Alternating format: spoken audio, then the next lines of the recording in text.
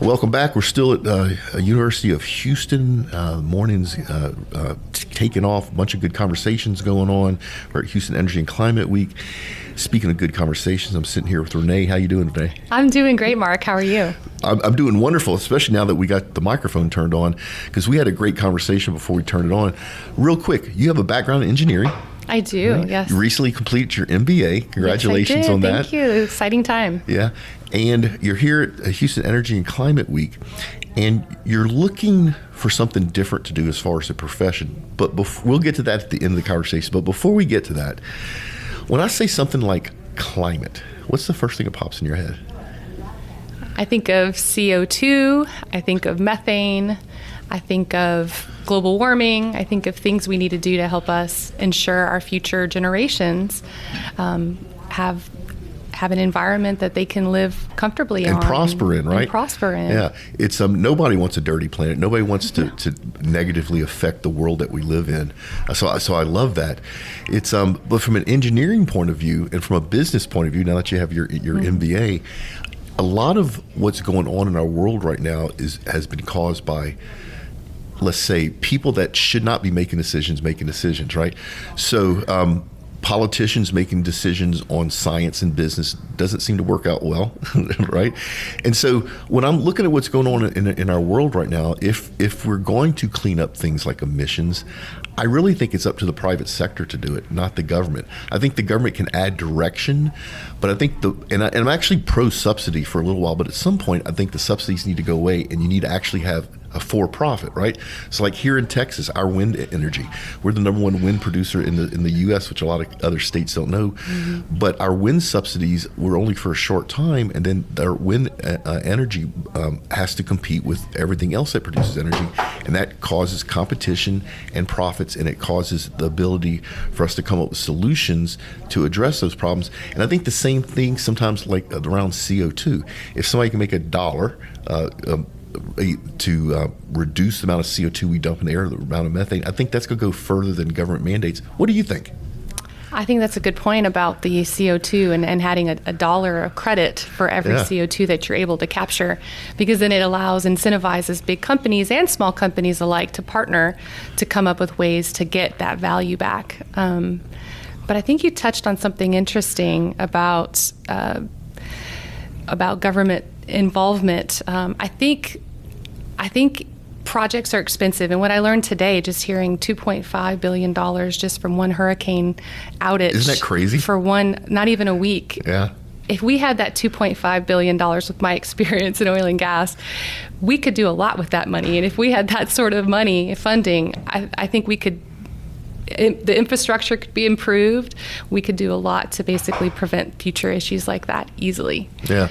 And then you get to the whole quandary of, if you can prevent it, should you prevent it? And that's probably a subject for a different podcast than this one. It's but back to climate. One of the things that I think hurts us in these type of conversations is the people outside of the oil and gas industry, a lot of people outside the oil and gas industry, I should say, don't really understand what this industry does. And so in the past, we've made our mistakes. First one to own up to that. When we make a mistake, hopefully we clean it up and restore the environment. But a lot of young people especially think the oil and gas industry is destroying the planet. And as somebody from inside the industry, I can tell you right now that number one, we're not. But number two, we care. Right? Absolutely. And a lot of people outside the industry do not believe that the people in oil and gas care, but we really do. And I don't mean just care about the environment, but our people, our neighbors, the local communities we operate in, all of that. Completely. I've never known an industry to care so much about their employees and the people and the communities that we work in. I mean, to the point where we have incentives and we make sure that we care for the eagles and the population of alligators, and we make sure that the polar bears aren't going to, have an impact from their breeding season. I mean, every aspect of life, the oil and gas industry cares about, and it's thoughtful, and we have many reviews, and it's not because the government makes us, but because it's the right thing to do. I mean, we're all mothers and daughters and community members and environmentalists. I think everybody in the community of oil and gas is also interested in the same thing. Yeah, I agree. Now, the flip side of that is a lot of people in the oil and gas space look at renewable energy as competition. And I sing this every day. It's not competition. It's just energy. It's just from somewhere else. And so we all have to get along. Completely agree. And so somebody who's worked in mostly traditional upstream and downstream projects and then getting a taste of some of the new energy projects, I think it's exactly like they talked about earlier. It's an and, not an or. And it's a healthy competition, but I think the difference between some of the traditional projects is it was a little more cut and dry, a little more black and white. It's easy. You work with a government, you work with a business, you come up with what the plan looks like, it's a positive cash flow, you do the project, you execute, and there you are in operations. Whereas in some of the new energy space, it's a longer term play. It's a lot more costly and there's a lot more dynamics. You now have governments, businesses, but you have to look at the whole supply chain now. So you're looking at tying into grids and you're creating new infrastructure. And how do you bring in different technologies that we don't quite have ready yet? So it's a different dynamic and it's a lot more integration is going to be required for our new energy space. And it's a change. And human nature is we don't like change, right? And when I say it's a change, in some ways it is on a scale point of view, but in some ways it's not. I mean, the first photoelectric solar cells were invented in the early 50s by of all things, the phone company. I mentioned that's how I got my start. Yes. So the technology's been around for a very long time. And in the right places, different types of energy sources make the right sense, right? One of my favorite examples of that is Norway. They have huge amounts of geothermal and water energy generation, and so the country itself is just about 100% renewable. But because of its geographic location, it works. It works, right? And that's not the same for the rest of the world. It's not. It's very specific. And what I've learned in the new energy space here, especially in the United States in the South, is it's about scaling. We have the technology, like you said, but what's different is now it's not just a small scale. We're trying to do this to large plants, like hydrogen, for instance. And it becomes, well, how do you take electrolyzer and scale it up? Well, do you add 10 electrolyzers in series or in parallel, but then you have this pressure drop across each and then it's not economical, it's not efficient? Or do you build a new one and make it efficient? And so there's all these sort of challenges. So yes, we have the technology. It's now how do we scale it up? And how do you right size it? Yeah. Renee, your engineering just poked out a little bit when you start talking about drop in pressure, drop in temperature, but 100% correct. And we're learning as we go, right? So even though some of this is older technology and some of it's newer technology, the implementation is different for us. It is. And so we're learning as we go. So we're not going to hit a home run every single time. But if we don't do it, there's consequences. And so we have to do it. It's not a choice. It is. And I guess that's the quid pro quo part of it is it's more of a long-term gain, as I mentioned. I mean, we're talking 7-10 years before it becomes maybe economical to the point of competitive, right? Compared to traditional projects. But it's like you said, you have to start now because the only way to get better is through doing it over and over again and getting more efficient and scale. Yeah, and I do like the similarity in renewable projects and oil and gas. Building an offshore production platform in the Gulf of Mexico is not a whole lot different than building an offshore wind platform in the Gulf of Mexico, right? It's true. Same people, same engineers, same processes. Yes, which good and bad.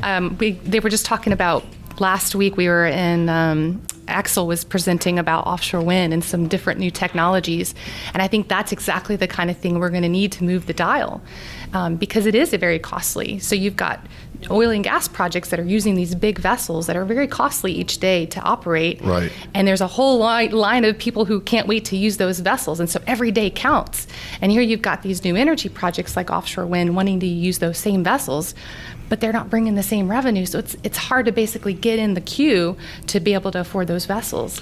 But if we had something where you could use, say, a tugboat or any kind of vessel could basically install these new offshore wind farms, then we'd have a game changer.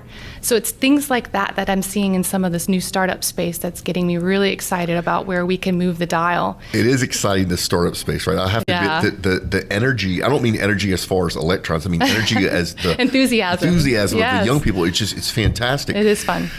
And then my goal, or I shouldn't say my goal, but one of the things I want to see, and I think it's going to happen soon, speaking of Gulf of Mexico, is I want to see offshore production platforms not powered by generator sets and diesel, but powered by Electric. offshore wind. Well, and we need electricity. Yeah. Electric is moving the dial. Yeah. If we can do more electrification, I think that's going to be. Well, and the industry's moving that way That's where we're rapidly. And it's a beautiful thing. And once again, Yes. not only is it good for the environment, but because it's more efficient, it's safer, and you're reducing It's costs. cleaner. And it's cleaner. It's just a win-win. It's a win-win, but here's the bottom line, and this is where we do need the government's help and where we need the industry's help. It's about the infrastructure. I think all of our new energy push is exciting, but what's draining all of us majors and all of the different companies, it's the infrastructure we now have to put in to Yes. tie into the grid, upgrade the grid, make it work for those projects.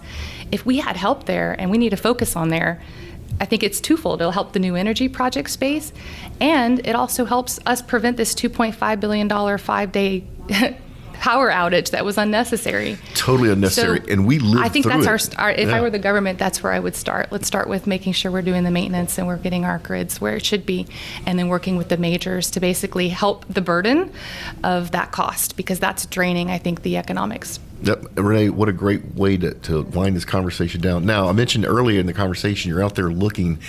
If companies need somebody of your caliber, right? We'll put a link to your LinkedIn profile out there, but just real quick, what are you looking for? Like, literally describe what you would like to do, because you did a good job before I turned the microphone on. Oh my goodness, open to a lot of things. I've delivered major capital projects. I'm definitely love to do anything that helps in the new energy space, anything that helps with account management and strategic partnerships and operations and major capital projects. And I will give you total credit for an engineer. You have wonderful people skills, right? So that's a rare combination.